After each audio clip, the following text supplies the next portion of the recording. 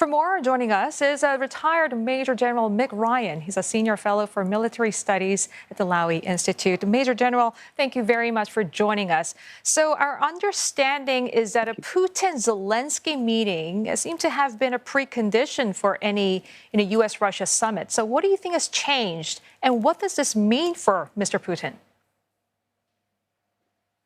Well, I think this is a major win for Putin if there is no meeting with Zalinsky.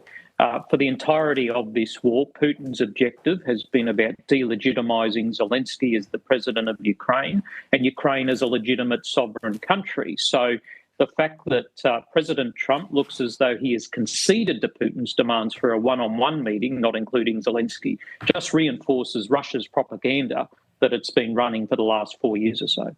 So with that in mind, just how hopeful are you that Trump-Putin talks would bring a rapid end to Ukraine war? Could this lead to a possible breakthrough? I think it's very unlikely. If you leave the Ukrainians out, we're not going to get any kind of agreement there. At the end of the day, Russia's objective is to destroy Ukraine as a sovereign state, and Ukraine's objective is to remain a sovereign state. These objectives are very far apart. And Trump is not offering anything that appears to be able to resolve that difference at the moment. A Putin-Trump meeting will not resolve this war. Well, what short-term deliverables then can Mr. Trump realistically pressure Mr. Putin on?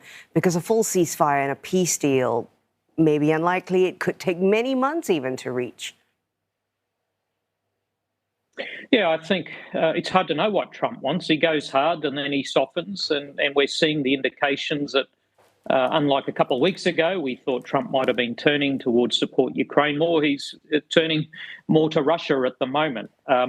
The US doesn't have a lot of leverage over Russia's economy. It only trades about $1 or $2 billion a year. Where it might exert leverage on Russia is putting tariffs on the oil and energy exports to places like India and China, who are very significant supporters of Russia's war against Ukraine through the economic relationship. He might be able to exert leverage there. He's put 25% tariffs on India. Let's see if he's willing to do that against China as well. Okay, I want to get your thoughts more on Mr. Trump's approach from sanctions threats and tariffs to punishing, as you mentioned, India and China and moving submarines closer to Russia. How effective is this pressure strategy going to be on ending this war? Can it actually move the Kremlin?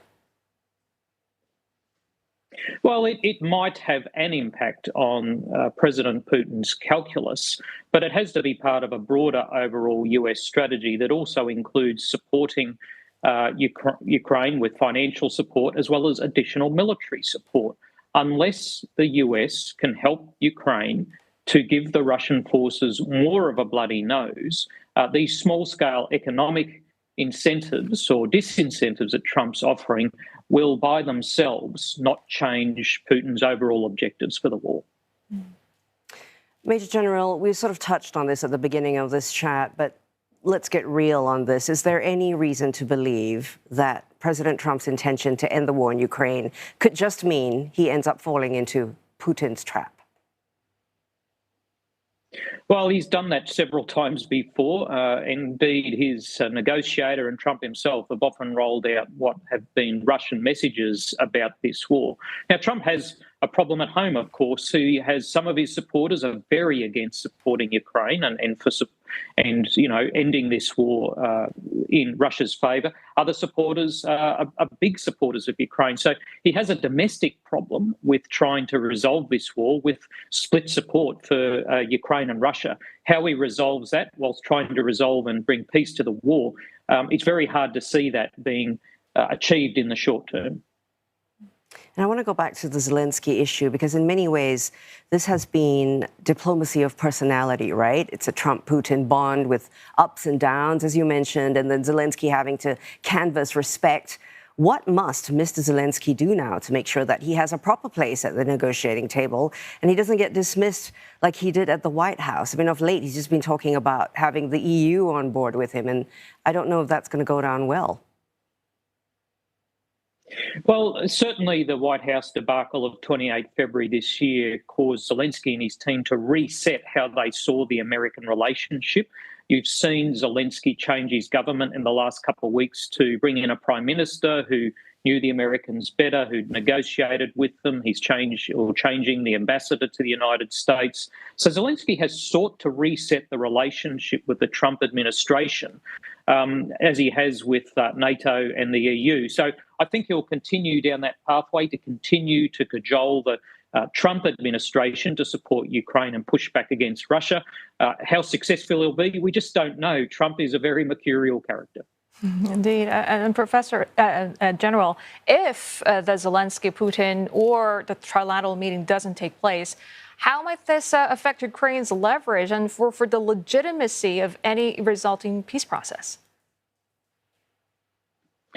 Well, certainly it would have an impact on the morale of the Ukrainian people. They are more keen for peace than anyone else in this process. They're the ones who've suffered the most. They want peace.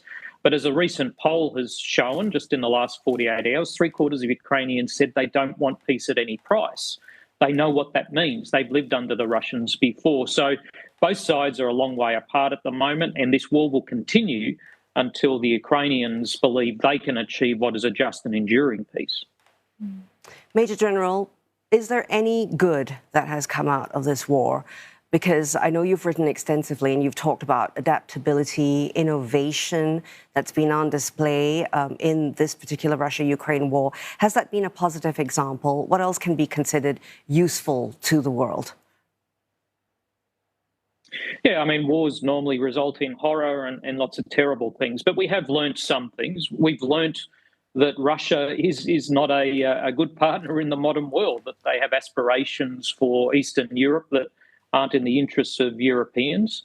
We've learned a lot about how new technologies impact not just on the battlefield, but in societies as a whole, whether it's drones and AI.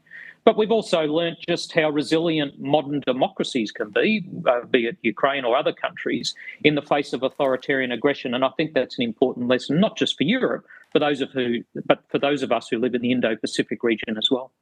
Incredible that you managed to say those takeaways. Thank you so much. Major General Mick Ryan, Senior Fellow for Military Studies at the Lowy Institute.